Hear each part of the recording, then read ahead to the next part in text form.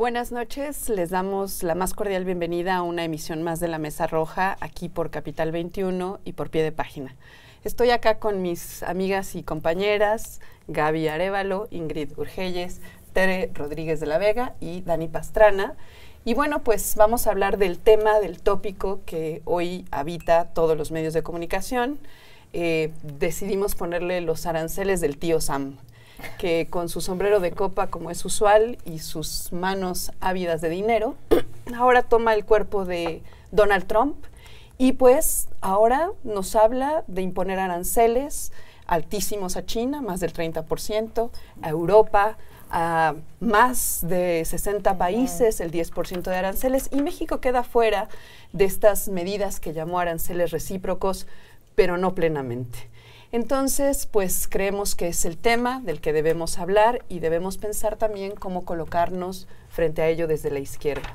Así es que, pues sin más, daré la palabra a mis queridas compañeras. Empezaré por ti, Tere.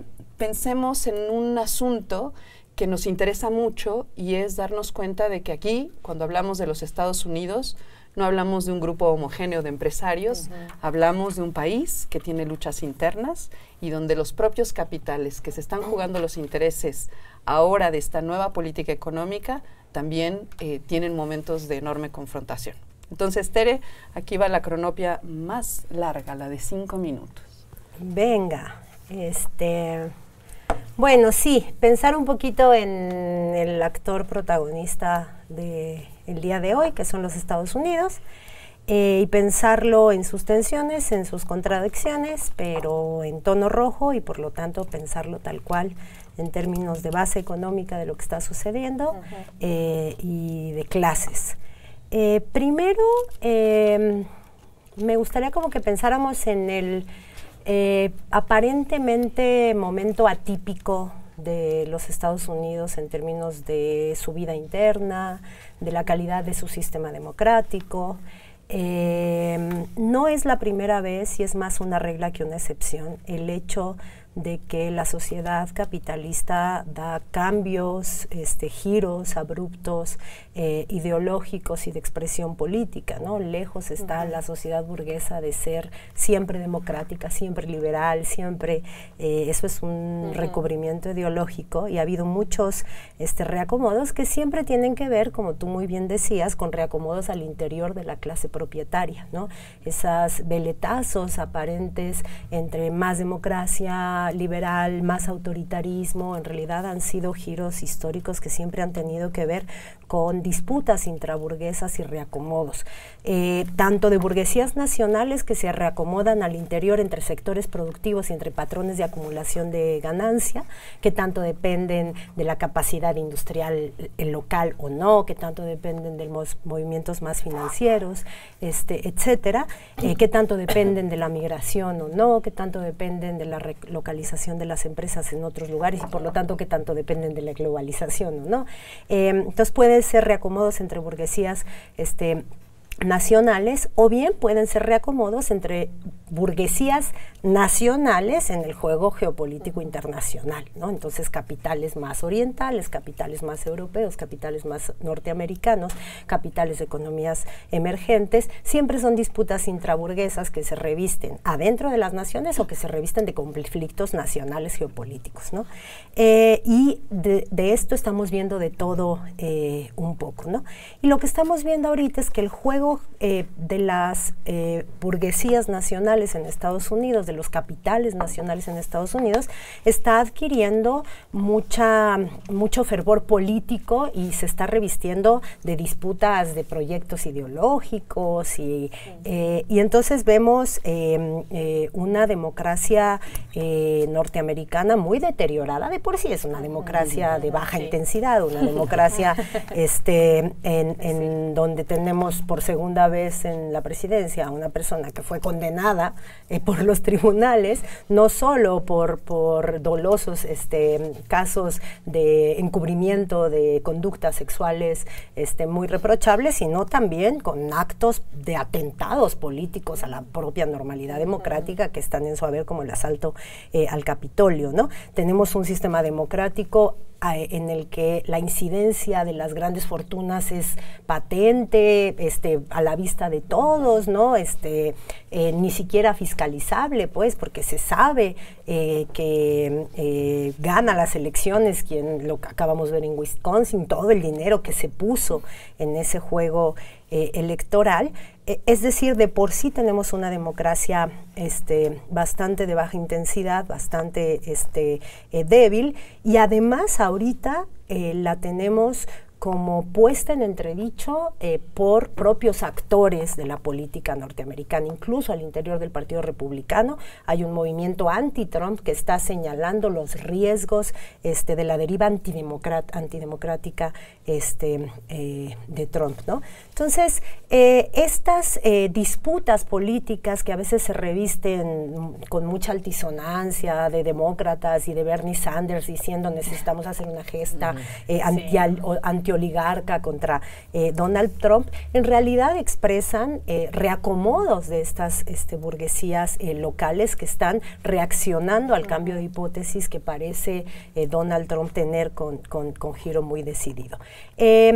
Avanzo y lo abordaré en una segunda ronda, pero avanzo en que habría que ver qué tanto giro de timón está representando Donald Trump. Y solo pongo en la mesa una idea que termino en la próxima ronda, en el sentido de que lo pensemos como en una circunferencia, ¿no? Es decir, como en un transportador de esos que usábamos en la escuela, en términos de que o se está quedando en el mismo lugar y entonces 0 grados, o está haciendo un vuelco de 180 grados, o en realidad es un giro de timón que parece muy espectacular, pero le da la vuelta completa y llega al mismo lugar y estamos ante una política económica que gira 360 grados. Con esa idea me quedo y la avanzo en la segunda parte.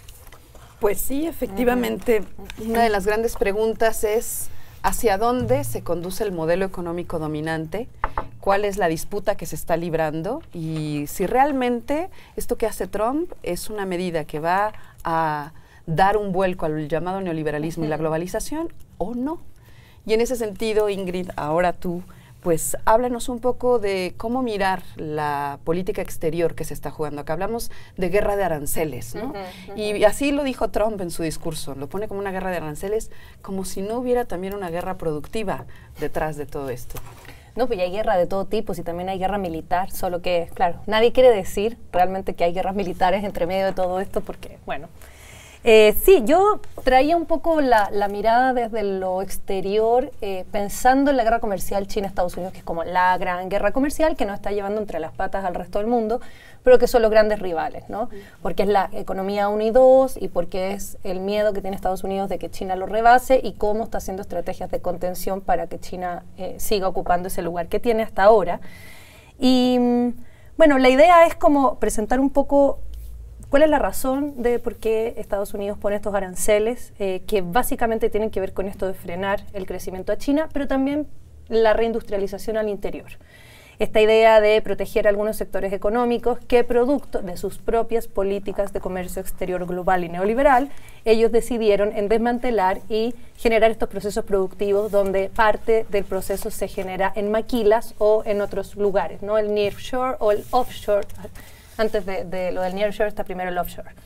Entonces es bien interesante porque ellos mismos producen esto, pero ahora ya no les gusta. ¿Por qué? Porque se desindustrializó Estados Unidos y la idea es reindustrializar. Pero en vez de hacer políticas, digamos, reales, efectivas, de generar industria nacional, Trump pretende poner aranceles para que con eso se esfuercen 4 años a todo el empresariado nacional a traer sus procesos productivos de vuelta, cosa que no se puede hacer en la realidad. O sea, eso es algo muy difícil, ¿no? Y también tiene que ver con cómo también presiona a través de los aranceles a otros países para que esos otros países renegocien ciertos acuerdos económicos, abran sus mercados, estén disponibles para Estados Unidos por una cosa como esta de extorsión, ¿no? De yo te voy a poner aranceles o tú me tienes que vender esto o lo otro o lo demás allá.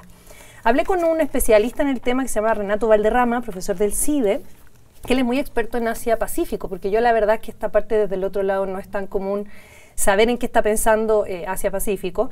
Y él me dice que Estados Unidos, evidentemente hoy, es un país que no puede ser, digamos, vencido por ningún otro país en solitario. Sigue siendo la economía número 1 del mundo, la potencia militar número 1 del mundo, eso no se puede pensar de otra manera. Sin embargo, sí ha ido perdiendo competitividad industrial y efectivamente su economía se ha financiarizado y desindustrializado. Y eso a largo plazo puede traerle de alguna manera que se inviertan las situaciones y que Estados Unidos pase ya a formar parte de los grupos más de abajo de las economías mundiales y no ocupe este lugar hegemónico en el futuro, no ahora. O ahora sigue siendo la economía, ¿no?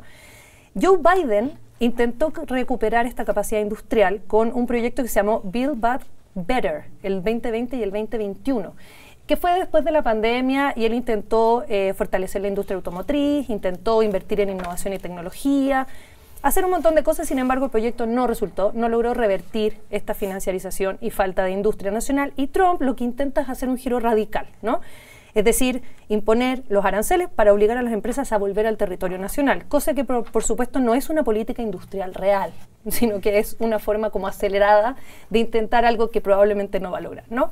Lo que va a provocar es aumento en los costos de la vida de la gente que vive en Estados Unidos, eso es evidente, ¿no? Y él me habla, Renato Valderrama, de 3 guerras, que me pareció interesante. 3 guerras que trae Estados Unidos y China. Una es la guerra arancelaria, que son los aranceles que se han ido poniendo, que han sido recíprocos, eso ha sido, digamos, medidas equivalentes a un arancel, te pongo otro arancel. Y China ha sido muy inteligente en poner aranceles a ciertos productos clave en Estados Unidos que afectan la base votante de Donald Trump. No sé si vieron, pero los aranceles están puestos sobre productos lácteos, cárnicos, agroindustriales. Entonces está pensado para ir directo al electorado. Eso ha sido este año. Hay otra que es la guerra financiera. ¿Por qué? Porque el sector económico que Estados Unidos desarrolla es el financiero, no tiene otra cosa. Y por lo tanto, China ha ido buscando alternativas para debilitar esa hegemonía occidental, promoviendo, por ejemplo, monedas alternativas al dólar, con los BRICS, que a Estados Unidos le da ataque esto de una alternativa al dólar, articulando sistemas bancarios que salgan de los bancos centrales occidentales, Europa, Estados Unidos, desarrollando un yuan digital, que me pareció bien interesante. Además que hay que recordar que China es el mayor detenedor de la deuda externa estadounidense, ¿no? Y lo otro es una competencia por innovación tecnológica, que ahí también es la causa de las causas, según me decía Renato. El verdadero motor de las medidas es esa. ¿Por qué? Porque cuando Estados Unidos ha mostrado fortalezas en innovaciones tecnológicas, China ha llegado con algo más, y ese algo más ha destronado el producto estadounidense. Y eso ha sido una competencia de muchos años, donde el 5G, por ejemplo, el Huawei, que es este teléfono que se hace allá, TikTok en redes sociales, DeepSeek como inteligencia artificial, y recientemente la industria automotriz es Tesla versus BYD, que está fuertísima, y voy a seguir en la siguiente, pero en el fondo desplazamiento de áreas tecnológicas de Estados Unidos. Así que ya en la segunda parte hablamos un poquito más de eso. Así es, la guerra comercial es el centro del discurso de Trump, ¿no? Pero es un discurso en el que además pareciera enfocarse en la clase trabajadora. No solo hubo ahí un trabajador, sino que además es un discurso que dice, vamos a recuperar los empleos, todas esas empresas que se fueron y que entonces se volvieron cascarones, todas sus fábricas vacíos, volverán a tener esa gloria del pasado. Y entonces esto lo relaciono, Gaby, con el tema de ese discurso dirigido a la clase trabajadora norteamericana, que tiene que ver con la seguridad también. Hay una cosa que es un marco importante y un contexto, ¿no? Las órdenes de emergencia sobre el fentanilo, por ejemplo, y la migración siguen absolutamente vigentes en este contexto. Así es que, Gaby, el tema de la seguridad.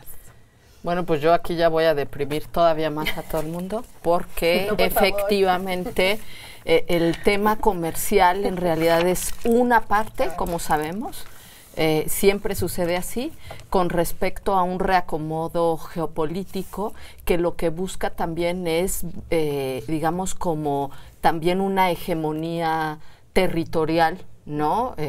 Primero, obviamente, en el continente, y aquí traigo a colación 2 artículos que se publicaron justamente en Diario Red América Latina, uno de Sósimo Camacho, que entrevista a muchos especialistas en cuestiones de seguridad, y todos parecen coincidir que este tema del fentanilo y la migración son parte, digamos, como de una estrategia de seguridad que Estados Unidos está buscando imponerle a México, pero que sí busca al final un avance territorial. O sea, ellos lo que dicen es, no es exabrupto decir que quieren anexarse Canadá y Groenlandia, y no es, digamos, tampoco descartable que pueda incursionar militarmente en México. Ya lo hizo cuando lo del Mayo Zambada, o sea, no es algo que no conozcamos, justamente sobre pretexto de ir por un narco en específico, desmantelar laboratorios, etcétera. Y entonces ellos hablan, por supuesto, de una reconquista territorial de los Estados Unidos frente a la pérdida de hegemonía de Rusia y frente a Rusia y frente a China. Y el tema de Rusia, efectivamente, ahora que supimos las revelaciones que hizo el New York Times sobre una intervención mucho más fuerte de Estados Unidos en Ucrania, pues se da cuenta que lo que ha resistido Rusia pues no es cualquier cosa, o sea, tienen una fuerza militar importante y Estados Unidos está buscando hacerse de territorios ahí de manera importante y muy, digamos, preocupante, ¿no? El artículo de Sósimo, por ejemplo, Guillermo Garduño Valero habla de que podría querer anexarse Baja California y otros estados del norte y promover separatismos en la península de Yucatán, que sabemos que en México hay una larga historia, digamos, y un conflicto, digamos, en la península, ¿no? Por supuesto, también Jorge Retán Ayarto dice que busca desestabilizar a México, que esta aparente falta de respuesta ante las políticas que ha tratado de seguir el gobierno de la 4T, de ser un poco más independiente del Banco Mundial y demás, no han gustado, y que está tratando de que volvamos a estar bajo la, digamos, como el control de Estados Unidos y del Banco Mundial, ¿no? Y, bueno, ya sabemos que busca revertir políticas gubernamentales, que logra que México participe, digamos, con toda esta amenaza de aranceles en la repatriación de indocumentados, en cuestiones fronterizas, ¿no? De poner a la Guardia Nacional, y busca imponer un modelo de seguridad. Ahora uno diría, bueno, los especialistas en seguridad nacional luego pueden ser medio paranoicos. Esto tendríamos que combinarlo con un artículo de Jorge Luis Sierra, que está en ese también ahí en Diario Red Latinoamérica, que habla de un despliegue, o sea, ya está, de 2 buques, ¿no?, que son columna vertebral de la flota de superficie de la Armada de Estados Unidos, que tienen misiles hipersónicos, cuyo alcance es de 2.400 kilómetros, que sería suficiente para alcanzar el 90% del territorio nacional, y todavía alcanzarían Guatemala, Belice, la mitad de Cuba, Honduras y El Salvador. Ya están desplegados en el Golfo de México. Además, tienen una estrategia, digamos, que justamente se justifica en el estado de emergencia en la frontera sur, en donde ya desplegaron 2.000 marines y fuerzas especiales y 4.000 miembros de la Guardia Nacional. Entonces, digamos que sí hay un riesgo latente a nuestra soberanía nacional, ¿no?, que tendríamos que poner y sopesar con respecto a cómo estamos reaccionando, digamos, de manera prudente con la cuestión económica, pero que hay este riesgo. Y yo lo dejo para hablar sobre salidas en la próxima. Bueno, pues todo un debate pensar que el imperialismo adquiere los tintes del siglo XX en pleno siglo XXI. Habrá que pensarse eso mucho, pero Dani, ahora pensar en México. Sobre México hay varias cosas que son interesantes, ¿no? El anuncio de que no se imponen las mismas medidas de aranceles recíprocos a México es algo que podemos festejar, y no mucho, porque se sigue sosteniendo el 25% a las exportaciones de los automóviles, ¿no?, a toda la producción externa al territorio norteamericano, y nuestro país es el mayor productor de automóviles y autopartes que llega a los Estados Unidos, pero que pertenecen a Ford, a Chrysler, ¿no?, y que representan en realidad capitales norteamericanos en nuestro territorio. Entonces, aquí la cuestión es, México, ¿cómo queda frente a esto cuando tiene que de todas maneras pagar aranceles por aluminio, por acero? Dani, ¿cómo estamos y por ahí? autopartes.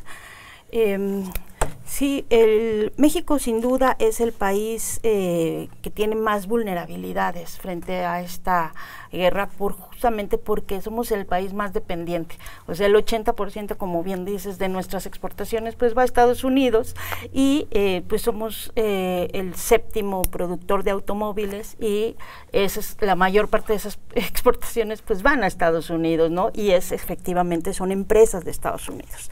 Quedamos un poquillo, hay quienes festejan el asunto porque además pues sí, digamos que podría ser peor, y aquí me voy a hacer referencia a una columna que también escribe hoy Mario Campa, relacionada con el tema, también ahí en el diario Red, y él dice que básicamente que podía estar peor. Ese es el punto. Pudo haber sido peor, ¿no? Dice que México podría ser relativamente ganador en el largo plazo. Pero tenemos salud. Sí, podría haber sido mucho peor, pero bueno, dentro de todo dice México respira, y ese es a lo que se refiere, ¿no? ¿Cuál es el tema? Que uno de los objetos que dice, uno de los objetivos de Trump, como bien ha estado diciendo, es llevarse la relocalización de la que tanto se ha hablado últimamente hacia Estados Unidos, ¿no? O sea, que la relocalización no venga para México como ocurrió en el primer periodo de Donald Trump, sino que se vaya a Estados Unidos y que realmente ahí sea el centro de donde se reacomoden o se aprovechen esta forma de entender, ¿no? De que regresas a un lugar cercano, la localización.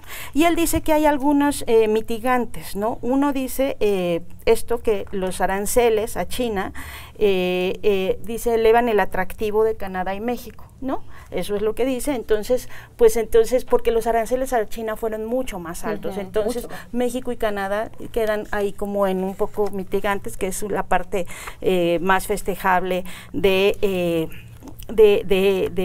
esto, ¿no? Que al final de cuentas parece que sí hay una ventana ahí para decir, bueno, a México y a Canadá les ponemos poquito menos que a todos los demás. El otro amortiguador puede ser el turismo, porque los estadounidenses representan 2/3 partes del turismo que llega a México. También hay que considerar ahora todos otros temas, como también los canadienses representan el 10%, y dice el turismo internacional representa el nada despreciable 2% del PIB.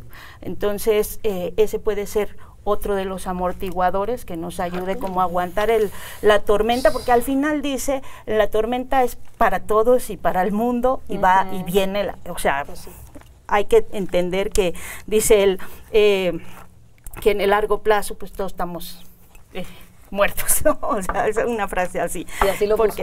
A largo plazo estamos muertos, sí, pero sí, todos, ¿eh? Todos, ¿no? Nos vamos a fundir porque realmente infierno, lo que está generando pues es una gran crisis, pues, ¿no? Para muchos países. Dice, otra de las cosas son estas políticas contracíclicas, que son políticas que pueden ayudar como a mitigar muchas de las acciones que puede haber, y dice que la más inmediata es la monetaria, ¿no? Dice él, el espacio para recortar la tasa de referencia se ensanchó en los últimos meses por la baja de la inflación, porque bajamos la inflación de 4 punto no sé qué, teníamos a 3.8, ¿no? Y entonces dice, ahí hay una opción, ¿no?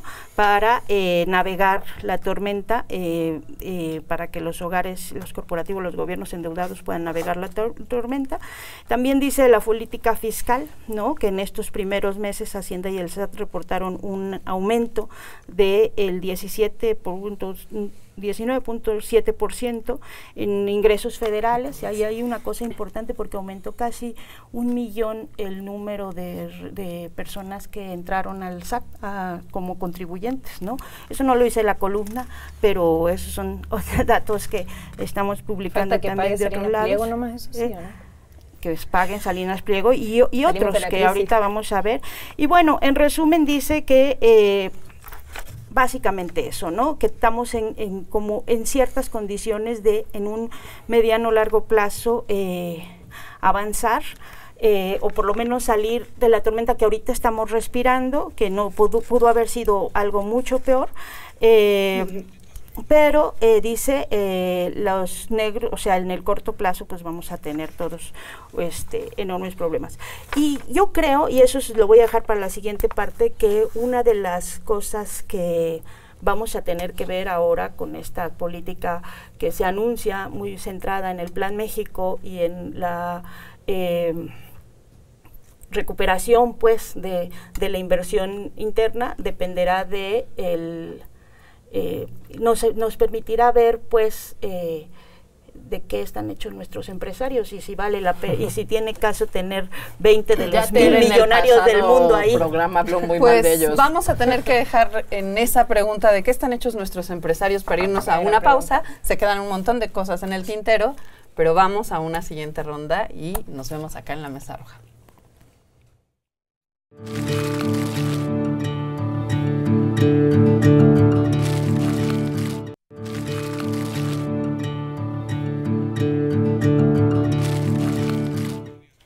Estamos de vuelta en la Mesa Roja, tenemos el tema de los aranceles a Trump aquí en la mesa y eso no puede más que resultarnos bastante problemático a todas. Pero entonces vamos a una siguiente ronda. En el mismo orden, Tere, decías hace rato que habría que preguntarse si esto realmente representa un giro de timón o no lo representa. ¿Qué dices tú? A ver, me voy a poner el por 2 de las notas de voz a ver si alcanzo. Creo que si pensamos en este segundo periodo de Donald Trump, hay un nivel de cosas en las que está dando un giro equivalente a 0 grados se movió. Gaza es un ejemplo claro, dramático y doloroso. Lo único que cambió es que el sionismo demócrata se justificaba en la lucha contra el terrorismo y el derecho de Israel a defenderse, y aquí pues tenemos el video del resort, o sea, genocidio así tal cual, como se dice. El bloqueo a Cuba es otro donde hay 0 grados de movimiento, al contrario, un endurecimiento de algunas medidas. Hay otro conjunto de medidas que sí representan un giro de 180 grados, ponen a Estados Unidos en otro lugar. Destaco arrepentimiento de la política otanista, que era como un pacto de la segunda posguerra, así como lugar común, lo dábamos por sentado, y de pronto Donald Trump llega a este segundo periodo rompiendo el pacto otanista, y lo rompe desde el liderazgo del otanismo, entonces como los dejó sin padre. Y allá de todos modos siguen bien otanistas, ya sin padre, no, pero esto es nuestro, nosotros aquí le seguimos. Exacto. ¿Quién sabe con qué recursos? Pero y de ahí el disgusto del pacto del sentido común socialdemócrata europeo, que verdaderamente es muy patético, ese pacto de complicidad, sumisión, y que ahora verdaderamente están como de padre porque nos has abandonado. Eso creo que es una de los giros, además de, claro, el proteccionismo que rompe con muchas de las reglas del juego de la globalización neoliberal y da la espalda entonces a importantes sectores de la economía norteamericana que se habían enriquecido abultadísimamente gracias a la política de tener mano de obra acá, vender acá y pagar impuestos acá, ¿no? Eso creo que sí habla de un 180 grados que habría que ver cómo recoloca las cosas. Y un 360 grados que son esos aparentes giros de timón que en realidad te dejan exactamente en el mismo lugar, vuelta en O, así. Que, bueno, la guerra, el belicismo, que en campaña prometía dar un giro de tuerca muy volcado, pues, la disputa comercial con China, que es una continuidad en realidad que ha venido como increciendo, no hay un giro de timón. Arancelario hacia los países de la Europa, sí, pero con China es en realidad algo que ha venido pasando desde la emergencia de la economía china, con lo que nos decía Ingrid, y el asunto migratorio, otro aparente giro de timón que no es tal, porque recordemos que el perfil de los gobiernos demócratas fue particularmente agresivo y violatorio de los derechos de las personas. Solo ahorita está siendo más altisonante y más exacerbado y más bizarro, pero creo que ese es otro giro de timón que lo llevó al mismo lugar. Más o menos, ya acabé. El giro de timón. Yo creo que ya estoy a punto de pensar en que abran sus apuestas. O sea, ¿se puede realmente reindustrializar Estados Unidos atrayendo a las empresas o no? Yo digo que hay que apostarle porque a mí los especialistas no me terminan de convencer de que no se puede. Ingrid, ¿tú qué dices? Se puede, pero a largo plazo. O sea, ahora no va a ocurrir porque en 4 años eso no... O sea, está estimado, lo que yo conversaba con el especialista, es que claro, 5 o 6 años más o menos tú te demoras en crear la infraestructura que tienes en el near offshore, o sea en México o sea en China.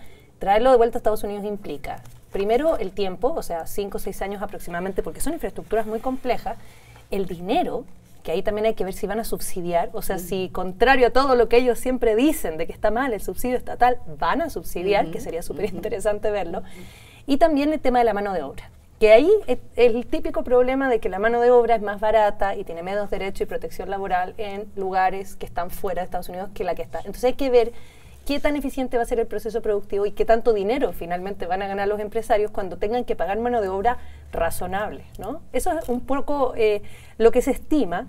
Claro, lo que está intentando hacer un poco Donald Trump es acelerar en 4 años lo que China se demoró 30, porque igual se demora la industrialización, no es como que apareció de la nada. Y es bien interesante cómo ocurrió, por ejemplo, lo de China, que yo quería quizás abordar en esta segunda parte. ¿Cómo es que China reindustrializó tan rápido? Porque China era el sur global, o sea, China era una maquila más. Y siempre fue una maquila más, porque todos sus problemas internos por el exceso de población y por la ruralidad, no tenía industria. Y cómo Estados Unidos traslada esa capacidad, digamos, del proceso productivo primero a México, después a China, y ahora está en el sudeste asiático, ¿no? Las maquilas.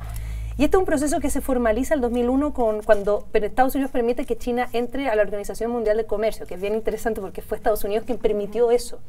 Y tuvo el beneplácito, ¿no? Estados Unidos, Europa hizo lo mismo. Europa también desplazó el proceso productivo pensando que estos países subdesarrollados nunca jamás iban a ser capaces de crear tecnología. Entonces no había riesgo. Construyan la parte de la maquila, no va a haber problema. No contaban con que China se iba a saltar las normas, se iba a robar las patentes, iba a ser, digamos, robo de tecnología, dumping, porque además el Estado chino financia, subsidia, o sea, no están compitiendo en igualdad de condiciones.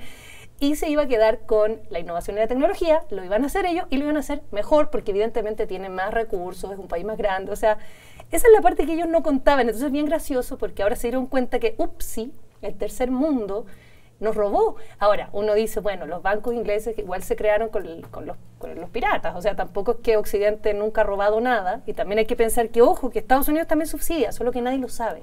Por ejemplo, Elon Musk, las empresas de Elon Musk han recibido subsidios estatales hasta por las orejas, pero claro, no se cuenta eso, ¿no? Entonces es bien interesante, hay que ver y analizar cómo es, si Estados Unidos va a ser capaz de acelerar ese proceso, que si China se demoró 30, ellos quieren demorarse 4 o 5 años, pero sí van a tener que cambiar su formato de subsidio, o sea, sí va a tener que ponerse el Estado estadounidense tipo China y decir nosotros vamos a empezar a financiar, ¿no? Pero entonces eso abre otro problema, porque si entonces de lo que se trata es de un proyecto de 5 a 6 años, pero además habría como una nueva lógica imperial, pues no es tanto tiempo, ¿no? ¿Qué dirías, Gaby, sobre esto relacionado con la seguridad? Bueno, pues es que el asunto y el gran tema es si realmente, por ejemplo, permitirle a Estados Unidos en la parte económica que regrese la producción allá, eso va a asegurar, digamos, que el riesgo latente de la cuestión de soberanía, etcétera. Yo creería que no. O sea, lo que vimos en el discurso el día de ayer es, por supuesto, un presidente perdonavidas, ¿no? Diciendo, se han aprovechado de nosotros, pero... Víctima. No, claro, somos una víctima más. Somos una víctima. Además, sacó unos números que yo digo, ¿quién serán sus economistas? Porque dice, miren esta tabla. De perdonavidas tenemos... Así la tabla. En realidad deberíamos cobrarles 80 y tantos % de aranceles, pero se los vamos a dejar como buena marchanta en 30 y pico. Bueno, somos re buena onda. Lo cierto es que uno ve, por ejemplo, en qué tono Kristi Noem, que estuvo hace unos días en México, la secretaria de Seguridad, con todo su botox, decía, ya le dimos una lista a Claudia Sheinbaum, se han portado bien, o sea, casi nos dicen buen perro, la neta, o sea, la verdad es que hablan así. Y es cierto que México, o sea, por ejemplo, cosas que no se dicen en lo bajito. Venezuela acaba de decir que va a mandar un avión por sus nacionales porque México está aceptando a repatriados indocumentados de otros países, es decir, sí se ha plegado. Pero una señal de que eso no asegura ninguna, digamos, fidelidad, ningún respeto, es, por ejemplo, eso fue muy sorpresivo, lo que Estados Unidos dijo de Israel ahora en la cuestión de los impuestos. Le puso del 17%, o sea, a su perro más fiel, a su bulldog, está ¿no? Genial eso. Le puso el 17% de aranceles porque dice que los han robado en cuestiones de patentes farmacéuticas. Y es, o sea, los de es cierto. Es verdad. No, pero los otros deben estar ahorita, imagínatelos, infartados así de nosotros que hemos sido tus hijos más buenos, ¿no?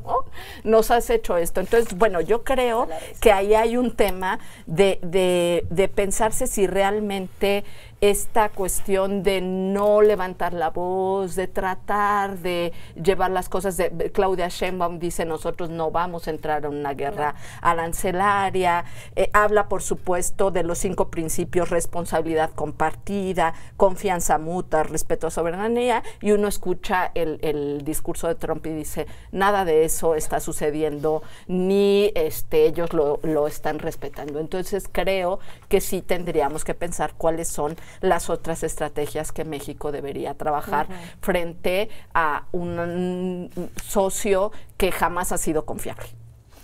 Eso, jamás ha sido confiable, pero además tampoco es unitario, porque efectivamente nos dice Donald Trump, nos han robado como si ellos fueran una unidad, ¿no? Armónica, entonces donde todos son hermanos y amigos ahí adentro. Y como si ellos no le hubieran robado a nadie. Cuando ellos se han robado las patentes entre sí. Exacto. O sea, a la Chrysler, a la Ford, a la General Motors, es decir, esto de robarse las patentes es capitalista, no tiene que ver con los estados. Y han robado también inteligencia de otros países, porque se han llevado... Y han robado todo lo que han podido. Todo lo que han podido. Dani, ¿qué hacemos desde México ante el robo desalmado? Bueno, no es que tengamos mucho margen de acción, pero hay 2 cosas que creo que son importantes apuntar. Uno, que efectivamente... aunque haya desde los sectores militares esta preocupación de que pueda haber en algún momento algún tipo de intervención militar, lo cierto, también leía otro texto de Jorge Luis en el que decía que este despliegue, no el naval, sino el que está en las fronteras de militares, no se había visto nunca, pero que los militares están jalando las pestañas porque no hay migrantes, entonces que están ahí asoleándose en el desierto, porque realmente mucho también se está utilizando como una estrategia de presión y una estrategia también de generación de pánico, ¿no? Y de demostración de fuerza que, pues, quién sabe si es útil, ¿no? O sea, se está gastando millones en tener a todos desplegados, para nada, para estarse asoleando ahí en el desierto de Sonora.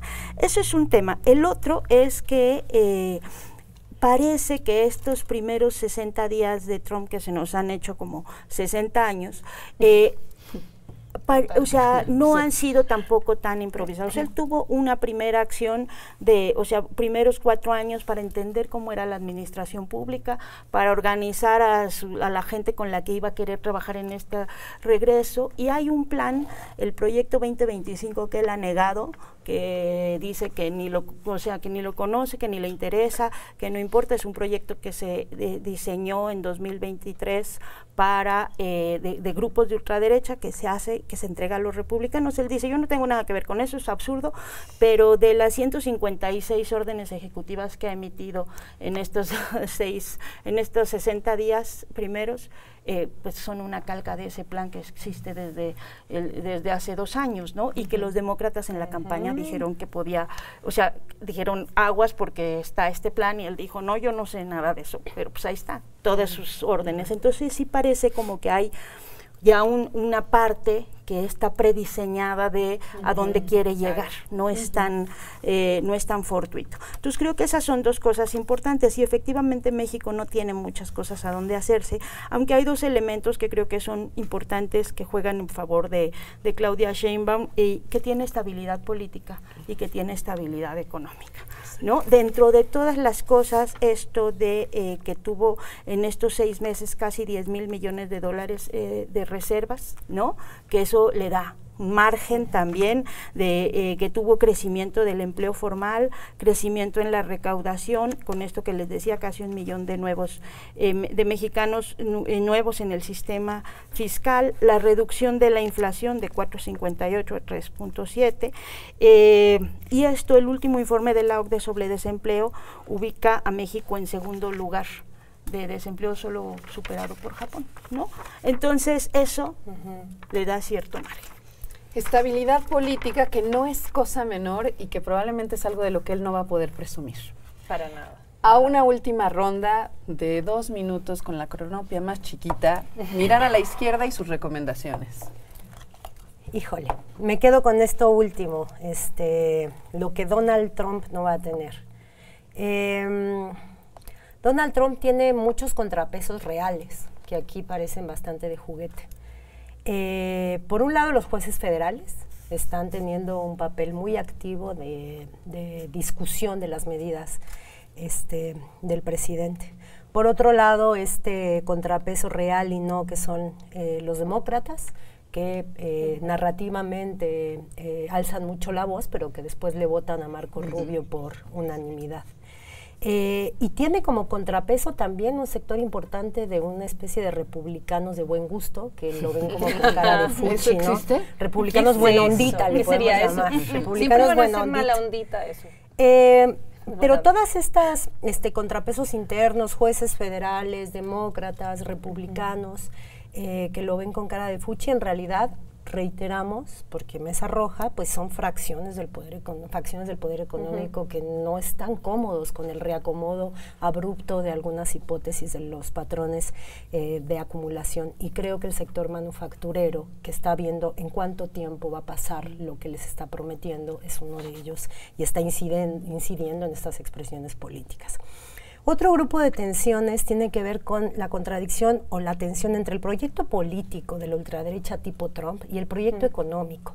Venezuela, bueno, Argentina, El Salvador, Israel es un caso, ¿no? Políticamente soporte, económicamente aranceles, ¿no? Ahí hay una tensión. Venezuela es otro, ¿no? Sí. Se grava las relaciones petroleras y las transacciones petroleras con Venezuela, pero hay una oficina encargada de negociar petróleo por migrantes. Claro. Entonces, la tensión entre la vocación política y la vocación de reacomodo económico va a ser otra tensión interesante. Y la última, y me extiendo 20 segundos porque creo que es la más importante, es la que puede venir desde abajo.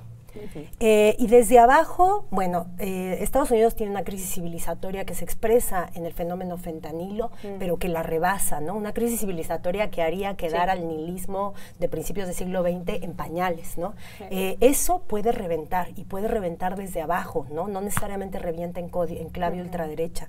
Están los obreros estadounidenses, sobre los cuales pesa mucho del reacomodo por esto, están los migrantes y están las minorías. Hay que ver si va a haber un movimiento George Floyd, como lo hubo en el primer mandato Trump, ¿no? Entonces, esa tensión se está tardando porque llegó con mucho empuje antidemócrata, pero va a llegar, y ojalá llegue bien abajo y bien a la izquierda. O sea, una cosa es lo que él dice que va a hacer y otra cosa es lo que puede hacer. Diría el clásico, hay condiciones materiales. Siempre condiciones. Y todo es capitalismo, ese otro clásico que podríamos aplicar aquí, porque claro, al final las disputas mundiales que estamos viendo en ningún caso terminan. No hay ninguna formulación, digamos, ni asiática ni occidental en este momento que a ti te diga, mira, es una salida al capitalismo. No. Más bien las elecciones son cuán proteccionista o cuán comercio exterior, globalización y neoliberalismo va a ser. Ese es como el cambio de formato que podría presentarse. Dicen que es un cambio, ¿no? Había gente que lo vi en Twitter que decía es un cambio civilizatorio. No sé, porque igual va a ser la misma estructura capitalista de siempre. Pero sí lo que puede pasar, por ejemplo, que estaba viendo, es que pueden empezar a formarse bloques regionales inesperados. Para mí, como persona que ama Asia y que conoce la historia de Asia, el bloque China, Japón, Corea del Sur es una cuestión realmente freak, rarísimo. O sea, considerando que esos 3 países han Nos estado dejó permanentemente con en los ojos guerra. de X. O sea, Japón tuvo a Corea del Sur como colonia, hizo las peores cosas que se pueden hacer a otro país. China también invadió Corea en el pasado. Entonces son países que realmente tú dices, ¿en qué momento se iban a sentar a conversar? Bueno, ahí están, actuando como bloque, que dice, bueno, Donald Trump llevó a acuerdos que uno jamás habría pensado, y probablemente van a haber bloques regionales, ¿no? O sea, esta cosa ya del comercio exterior tan desatado probablemente se va a reconfigurar. Y lo interesante también es quién acompaña a Donald Trump, lo que tú decías. Esa es como otra reflexión, es decir, cómo la industria 3.0, la industria manufacturera es la que sacó a Donald Trump y que lo lleva al poder, pero él se rodea de la industria tecnológica, que se llama 4.0 en el mundo del capitalismo, ¿no? Las grandes tecnológicas están ahí, y esto de los aranceles les viene perfecto, porque permite que ellos puedan competir, básicamente expandirse y generar riqueza con sus grandes competidores, que son los chinos y la innovación y la cuestión. Ahora, lamentablemente, esas industrias 4.0 no generan riqueza para los países, son riquezas concentradas, y no generan empleo tampoco. Entonces no es que, oh, mire, qué bueno que va a haber desarrollo de las grandes tecnológicas en Estados Unidos, porque la verdad que eso para Estados Unidos no son buenas noticias necesariamente. Pase la cronopia. Pues si no son buenas noticias, danos una buena noticia. Qué interesante lo que dice Ingrid. Las tecnológicas. Ay, no, pues qué buena noticia va a haber. Yo creo que no hay ninguna, pero, o sea, creo que efectivamente lo que tendría, o sea, creo que naturalmente va a haber, digamos, bloques que van a tratar de defenderse, de hacer estrategias comunes frente a esta ofensiva. Efectivamente, el que se formó en Asia era absolutamente inesperado, impensado. O sea, países que desde la Segunda Guerra pero es que poderoso caballero es don dinero. Exacto, por supuesto. cuando les amenazan. Y eso mismo, que es lo que dice Tere, está funcionando también en Estados Unidos, y los demás países tendrían que aprovechar eso. Es decir, por ejemplo, ya vimos que dijo Elon Musk ya se va. Bueno, va a haber inconformidades entre sus propios empresarios. No les va a gustar pagar más por la mano de obra, no les va a gustar los sindicatos que hay allá. Esas cosas se tienen que aprovechar desde los otros países, y no para hacerlo de manera subordinada como lo habían hecho, sino para negociar mejores condiciones cuando vean que, ¿qué crees? No te funcionó tu plan, y ahora que tú me habías puesto esto, pues vamos a tener que, tendría que hacerse, digamos, de manera pensada, pero sobre todo en alianzas. Por ejemplo, si se formó el bloque impensado de Asia, tendríamos que ver que México y Canadá, que no les gusta hablarse para nada. Canadá siempre es, saca a México, y México así como que se hace el ofendido, ¿no? Pero odian. Tendríamos que ver que, dado las amenazas que tenemos por compartir frontera, habría que ahí algunas cuestiones de negociar. Por supuesto, la otra es China, aunque no nos guste. Escuchaba, por supuesto, a Enrique Dussel, que es especialista en China, decir, a ver, no nos hagamos, el 20% de las importaciones de México vienen de China. No es cierto que podamos ignorarlos, no es cierto que podamos hacer como que no existen y obedecer todo Estados Unidos. Entonces ahí también hay alianzas que hacer, de las que podamos sacar algún provecho y no todo sea subordinación. Aprovecharnos de los quiebres al interior, pero mirando a la izquierda, Dani. Bueno, mirar a la izquierda en estos momentos, justo lo que decía Ingrid, en un mundo global y capitalista, hay que mirar a la izquierda. Luego no resulta tan fácil ni tan sencillo. Yo sí creo que quiero retomar esto que les decía al inicio. Primero hay que ver qué va a pasar con nuestro Tratado de Comercio, que por lo visto es un tema que va a estar presente el próximo año aquí. Lo segundo es recomendarle a la gente que vaya a ver el programa que hicimos hace como 3 semanas de la integración comercial, por algo que decía... ¿En dónde? Aquí en la Mesa Roja, efectivamente. ¿Quién? Estuvo buenísimo. Que estuvo buenísimo. Estaba muy bueno. Estuvo buenísimo. sobre la integración del norte, Sí, ¿no? Hicimos. Exactamente. Y que hablábamos de esto que les decía hace un ratito, porque esta semana salió la lista de Forbes y resulta que tenemos como 20,000 millonarios. Y el proyecto México está enfocado en una de las buenas partes es en la inversión interna. Y entonces ya pues vamos a ver qué tan nacionalista es nuestra burguesía empresarial, ¿no? O sea, que de qué están hechos, ¿no? Y si realmente hay esta posibilidad. Yo pensé en una palabra, pero no la van a dejar decir no, al aire. No la van a Censúrate, dejar. censúrate, cuando dicen de qué están hechos. Que tendríamos que decir, bueno, pues a qué están, o sea, si realmente le van a apoyar este tipo de cosas. Lo otro es que sí, o sea, Brasil le dio una... ¿no? Un aire, o sea, como un guiño a México con el tema de invitar a México a la reunión de los BRICS, ¿no? Que tendría que ser, México tendría que empezar a ver y a construir y a pensar otro tipo de alianzas, como dice Gaby, porque al final de cuentas, pues yo sí creo que esta guerra que Estados Unidos está intentando hacer, ellos son los únicos que no se han enterado que pues van muy tarde, ¿no? O sea, entonces pues están poniendo el traje militar cuando ya la cosa ya va bastante cuando avanzada. ya tú ves el mapa de las relaciones comerciales entre 2000 y 2025 y pues dices, como los que sabemos jugar Risk o lo que nos gusta jugar Risk, dices, no, pues ya es cuestión de tiempo, man, ya, ¿no? Sí, entonces creo que por ahí va. Me deben la recomendación en 30 segundos, 15, 10, una recomendación posible. Híjole, qué difícil. Bueno, para entenderle a la bilateralidad tenemos el observatorio semanal que sacaron en la barra nueva de opinión del Canal 11, Sin Muros, creo que pasa todos los martes, creo que es un muy buen observatorio ahora que esto es tema. Ingrid, 10 Bueno, no sé qué recomendar. Ahorre, junte agua, no se endeude y no consuma tanto. Baje el consumo, bueno. Híjole, yo creo que qué complicado. Sobre las cuestiones de las relaciones de China, justo Enrique Dussel tiene un sitio muy bueno, que además ahí tiene todos los trabajos, muchos libros coordinados sobre las relaciones bilaterales sobre China en América Latina. Les recomiendo ese.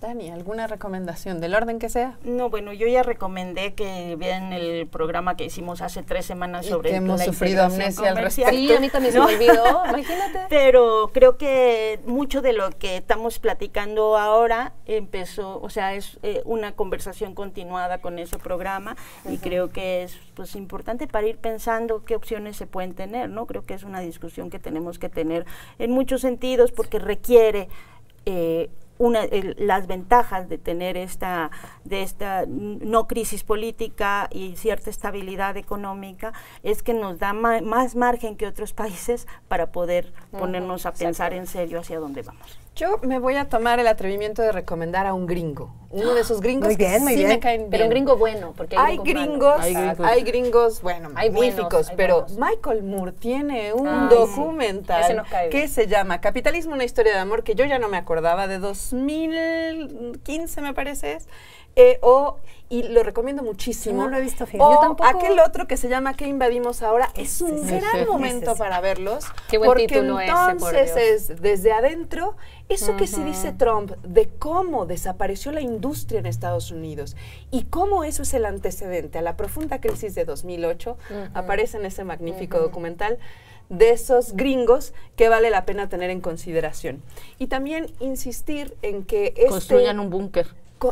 No, bueno, Zuckerberg se construyó aparentemente un búnker, ¿no? Un búnker que resiste el misil ultrasónico ruso y no sé cuántas cosas. Bueno, los gringos tienen tendencia a construirse búnkers. Nosotros no podemos construir búnkers, pero tenemos la mesa roja y entonces desde acá vamos a seguir pensando en ideológico. Lo que nosotras creemos que es el marco de izquierda. Les agradecemos por estar con nosotros una emisión más. Estamos aquí cada jueves en Canal 21 y Pie de Página. Gracias a todas. Gracias por estar con nosotros. Nosotras.